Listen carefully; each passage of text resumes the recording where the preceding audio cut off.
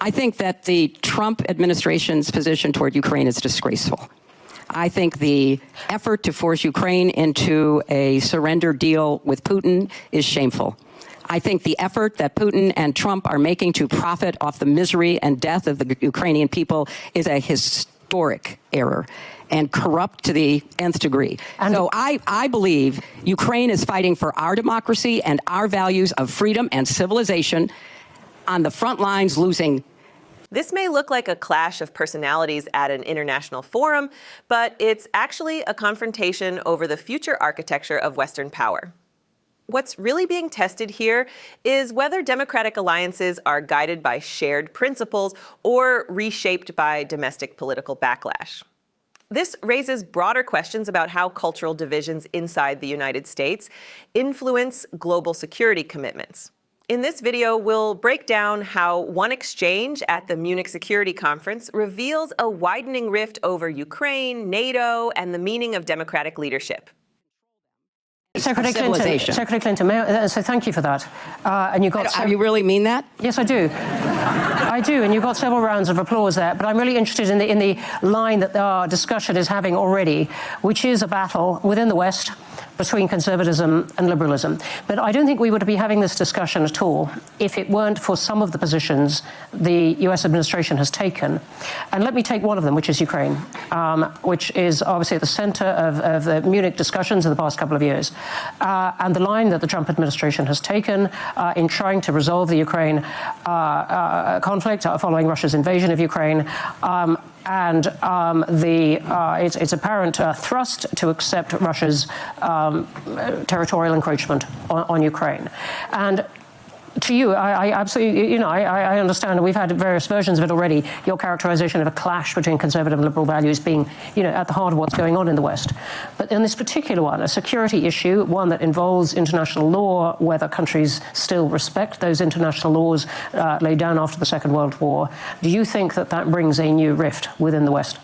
Ukraine, the US's position. Yes, I am. I think that the Trump administration's position toward Ukraine is disgraceful. I think the effort to force Ukraine into a surrender deal with Putin is shameful. I think the effort that Putin and Trump are making to profit off the misery and death of the Ukrainian people is a historic error and corrupt to the nth degree. So I believe Ukraine is fighting for our democracy and our values of freedom and civilization on the front lines, losing thousands of people and having their country destroyed by one man's mania to control them. And I think Trump either doesn't understand or could care less about that suffering. So that's what I think. And so do you think he has destroyed the West, to go to our title? He has betrayed the West. He's betrayed human values. He's betrayed the NATO Charter, the Atlantic Charter, the Universal Declaration of Human Rights. A lot of what has been done before to try to make sense of how difficult it is to restrain people who want unaccountable power. And none of us in this room, including all of us on this panel, would choose to live under a regime that was so unaccountable that it could act with impunity the way that Putin does, except that's who Trump is modeling himself I don't think we would be having this debate under that kind of regime, for sure. We will come back, I suspect, to the conservatism and liberalism clash within the West, but thank you for that. Peter, do you agree that the Trump administration's actions on Ukraine have produced a rift in the West? Well, first, I think you really don't like him. That is absolutely true. But I really, not only do I not like him, I don't like him because of what he's doing to the United States and the world. And I think you should take a hard look at it if you think that there is something good that will come out of that. What I think Trump is doing in America, I think it is reaction for something for some policies that really went too far from the regular people, too far from reality. So we saw the cancel culture. We saw the woke revolution. I don't agree with the gender revolution, the climate alarmism. Which gender? Women having their rights? Let Peter go on. I think there are two genders. So, but some of us think that there is more than two gender. I think there is male and female, and the rest probably is a social construct. So this is something that went too far. But does that justify selling out the people of Ukraine who are on the front lines dying to save their freedom and their two genders, if that's what you're worried about? Can I please finish my points? I'm sorry that that makes you nervous. I'm really sorry for that. It makes me nervous. It makes me but seriously, can we let Peter finish, please? Can we let Peter finish, please? I have to say one more thing. You said that Ukraine fights for our future and for our freedom. I think first Ukraine fights for Ukraine's future, Ukraine's freedom, and Ukraine's sovereignty and independence. So we should help them, of course. But what I see in some people in the West, they are trying to help the Ukraine. But that's another question. I don't know if Trump's administration is helping the Ukraine to stop the war. I believe that there is such an approach. I don't see any other strong geopolitical player who would be able to force Russia to stop killing the Ukrainian people and stop destroying their country. I don't see. Maybe China, but China makes nothing. I don't know if the pressure, if Trump is forcing Russia in the way that they will stop the war. I don't know. I only see that the only Americans right at the moment can make it. I see the dialogue. Do you think Europe could put more pressure on Russia, for example, by putting pressure on Turkey, by targeting the refineries of oil more, and so on? I think Europe also makes some pressure. We release sanctions. We do what we can. But I think the Russians, they probably don't care. When I visited Ukraine, I saw the goodwill of all people in Ukraine. They were really united and willing to stop the war. But they keep fighting. They seem to be. They also made some steps that probably a year ago no one from them would allow to say or even suggest. Now they are ready to make some steps back. Now it's ball on the Russian side, but I don't see any goodwill on their side. So indeed, we probably are agreed on that point. In that charged exchange, the tension was unmistakable. When asked directly about the Trump administration's position on Ukraine, Hillary Clinton did not hesitate. She called it disgraceful. She described efforts to push Ukraine toward what she saw as a surrender agreement with Vladimir Putin as shameful. She went further still, accusing both Putin and Trump of seeking to profit from the suffering of the Ukrainian people. Her words were sharp, deliberate, and morally framed. And in that moment, the room shifted from policy debate to something deeper, a confrontation over the meaning of leadership, loyalty, and the future of the Western alliance. Clinton's argument was not simply about one negotiation strategy or one diplomatic channel. She framed Ukraine as a frontline defense of democracy itself.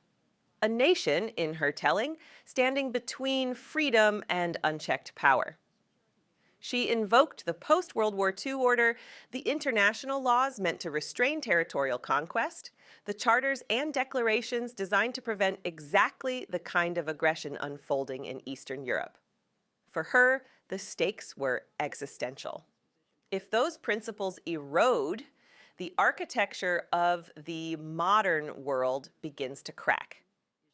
But across from her sat a different perspective. The Czech politician, Petr, did not deny the brutality of the conflict. He did not deny that Russia bears responsibility for its actions. Instead, he challenged the framing. Ukraine, he insisted, fights first for Ukraine, for its sovereignty, its independence, its own future. Yes, the West should help, but the war is not a symbolic battleground for every cultural or ideological struggle unfolding in Europe and America. And then the debate widened. What began as a discussion about geopolitics quickly became a reflection of a deeper cultural divide within the West itself. Petr spoke of reaction, a backlash against what he described as policies that had drifted too far from ordinary people. He referenced cancel culture. He questioned prevailing views on gender. He suggested that the political upheaval associated with Trump was not born in a vacuum, but in response to shifts many felt were imposed from above. In that moment, the clash was no longer only about Ukraine. It was about identity, about values, about whether the fracture in Western unity is rooted in foreign policy decisions, or in a broader struggle over the soul of liberal democracy? Clinton's response was immediate and emotional. For her, the moral clarity of the conflict overshadowed cultural grievances. She asked whether dissatisfaction with social change justifies abandoning a nation under siege, whether disagreements about gender or climate policy warrant what she sees as a betrayal of long-standing alliances. Her tone conveyed not just disagreement, but alarm, the sense that something foundational is at risk. And this is where the exchange becomes historically significant.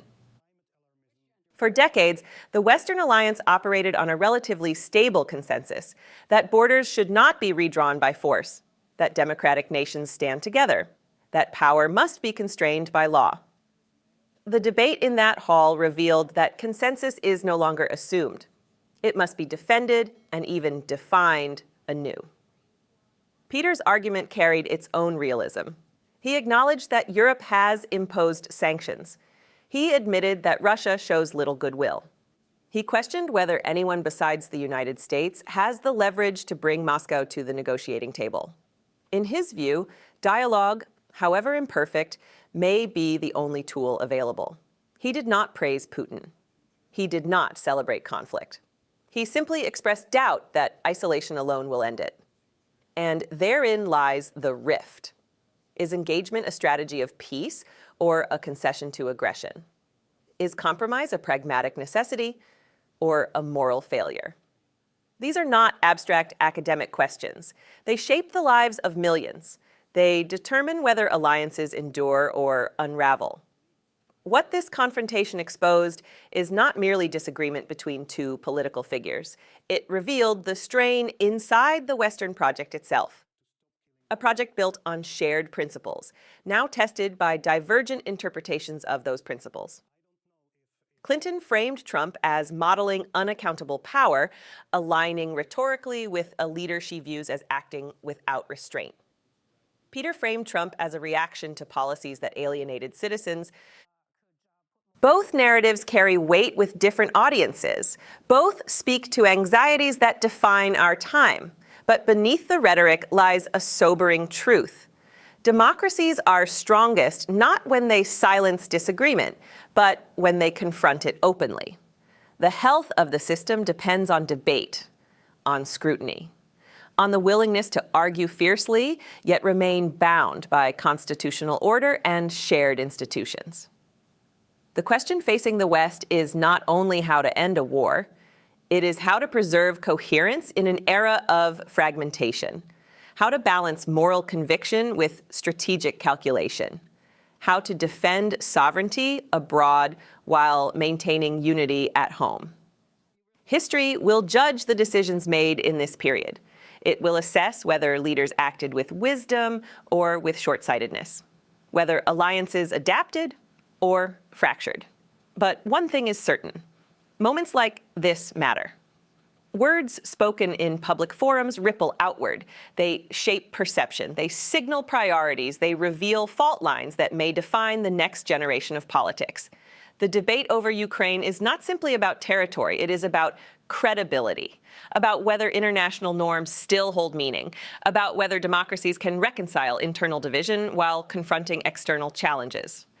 And as viewers, citizens, and participants in this unfolding chapter, we must remain engaged. We must listen carefully. We must question power wherever it resides, because democracy does not defend itself. It requires vigilance. It requires clarity. It requires courage. If you believe in informed debate and accountable leadership, stay with us. Subscribe to Liberty Report USA. Support our work to examine the decisions shaping our world and to expose the deeper truths behind the headlines.